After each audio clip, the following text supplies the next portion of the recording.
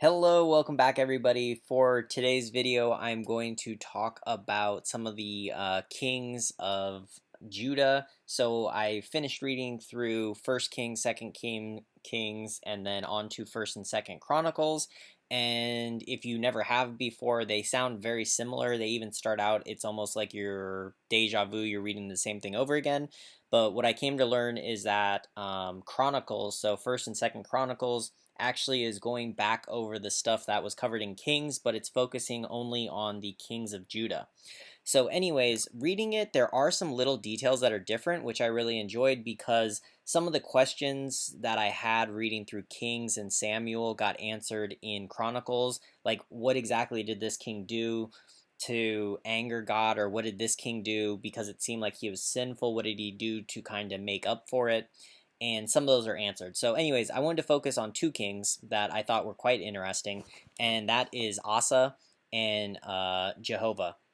So Asa was Jehovah's father, and Asa, I would say overall, he was a good king. He reformed things. His father was a bad king and went away from God. So Asa actually pulled Judah back to towards God, and you could call it Jerusalem, I guess, in this case. But anyways, so he pulls them back, but his flaw ends up being that he does not trust in the Lord for all things.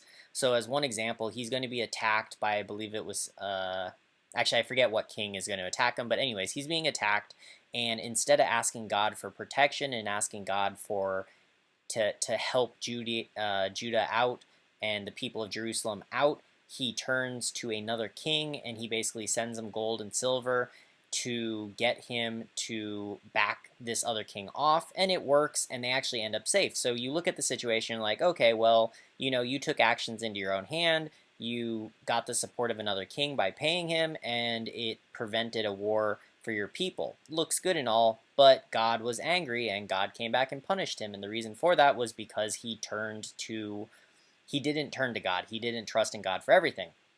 So Asa ends up repenting for that, and he does repent for that. God does forgive him, and essentially, I'm glad you acknowledge your mistake. But then what I thought was interesting is God tests him one more time, and this is to end Asa's life. He gets sick, and he has some disease of the foot, maybe gout or something like that.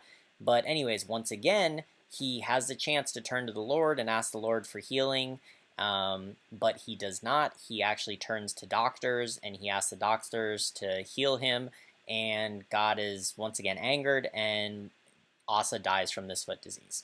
So that closes the chapter on Asa, and then comes his son. And the reason I chose them is I think this is a pattern you see frequently in the Bible, and I learn a lot from looking at this pattern and looking at the various kings. I think this has actually been my favorite part of the Bible. I think I've learned the most lessons from this part of the Bible because every king I realized has their downfalls. Out of the successful kings, I think after reading, I would say David and Jehovah are probably the most successful kings. They're the ones who, over their life, please the Lord the most and just do the right things. Both of them do sin, but both of them repent wholeheartedly after they sin and they make up for it.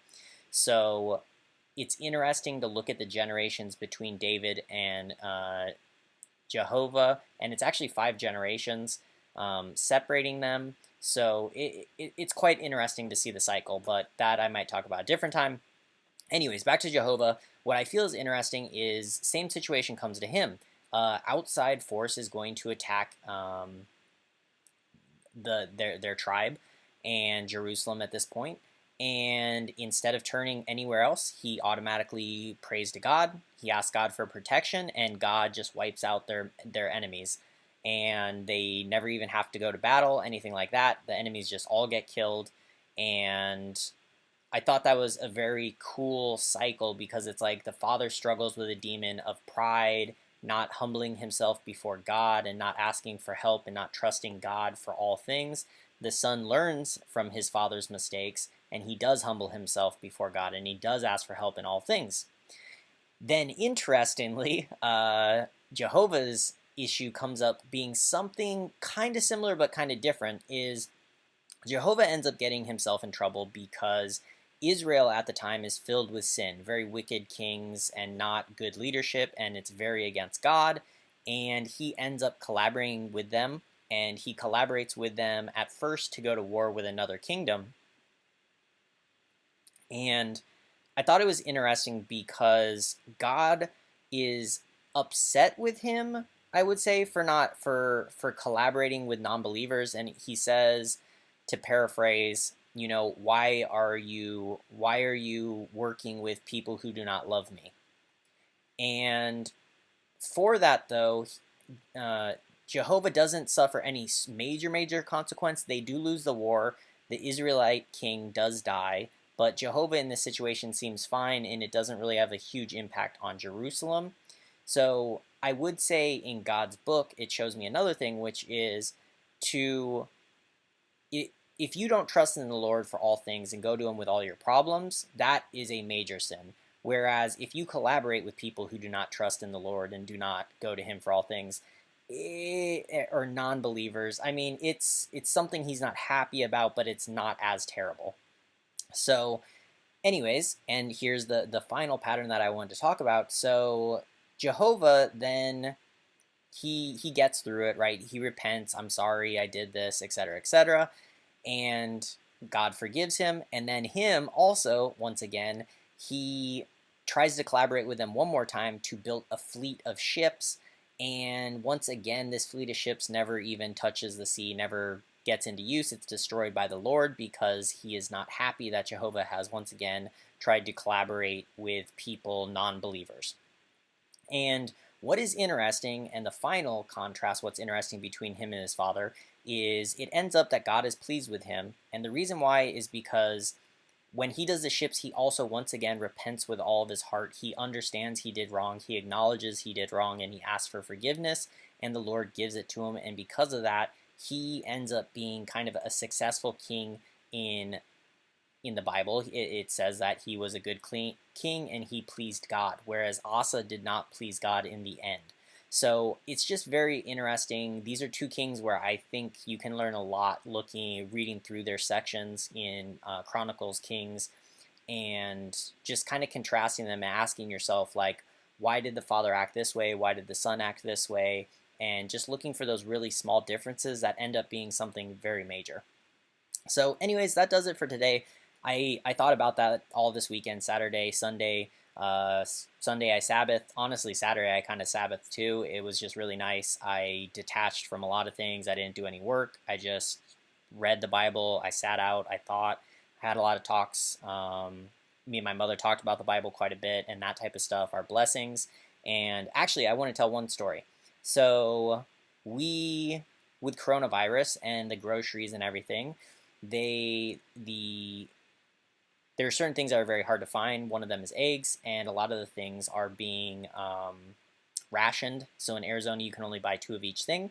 So my mother wanted to go shopping on Sunday. I told her, you know what?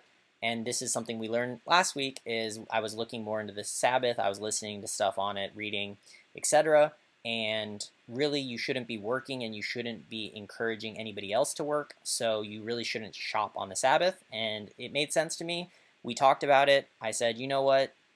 She was, hey, let's go shopping on Sunday. I told her, hey, Mom, why don't we go today? Why don't we do everything today on Saturday, since tomorrow's Sabbath and we shouldn't be doing that? And you know what? She was like, oh, okay, yeah, sounds good. You're right. Let's do it. So we did it. And then here's the crazy part is we get to the grocery store. We walk into the grocery store and they're literally unloading their delivery of eggs.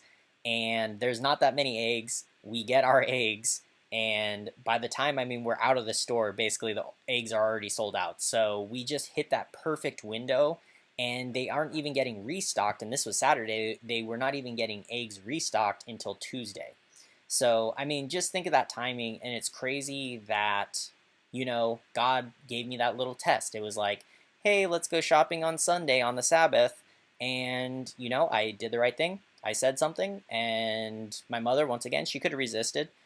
But she didn't. She just went with it. She agreed, and we got our reward. We went to the store. Literally every single thing we wanted was there. Not only was it there, we even got a large discount on one of our favorite things, which is just pork. So we got 99-cent organic pork, which is pretty crazy. Like that's, I mean, that price is crazy. And same thing with gas. The gas has like cut in half, and we went to go get gas on that Saturday. So anyways, it was a really blessed day, and I just wanted to point out, just put your faith in God. If you put your faith in God, if you follow his rules, blessings will come to you. But anyways, hope you all have an amazing day, and I will talk to you later. Take care.